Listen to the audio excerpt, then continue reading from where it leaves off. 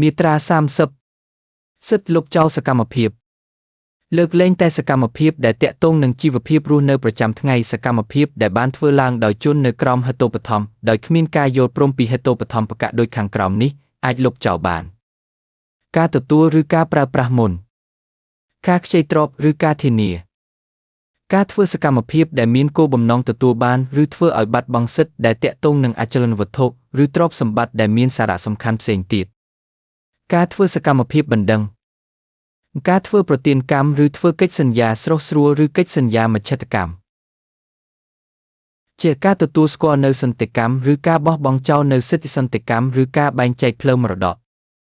ជាការប្រកែកមិនទទួលប្រទានកម្មឬអច្ច័យទានឬការយល់ព្រមទទួលនៅប្រទានកម្មឬអច្ច័យទានដែលភ្ជាប់នឹងបន្ទុកជាការសាងសង់សំណង់ថ្មីការសង់ឡើងវិញការសង់បន្ថែមឬការជួសជុលធំជាការធ្វើផិតសន្យាដែលមានអំឡុងពេលលើសពី3ឆ្នាំចំពោះដីធ្លីលើសពី2ឆ្នាំចំពោះអគារលើសពី6ខែចំពោះចលនាវត្ថុងារសកម្មភាពដែលតុលាការបានប្រកាសជាពិសេសថាចាំបាច់ត្រូវមានការយល់ព្រមពីហេតុបត្ថម្ភកៈតាមពាក្យសុំរបស់ជនដែលបានរៀបរាប់នៅក្នុងមាត្រា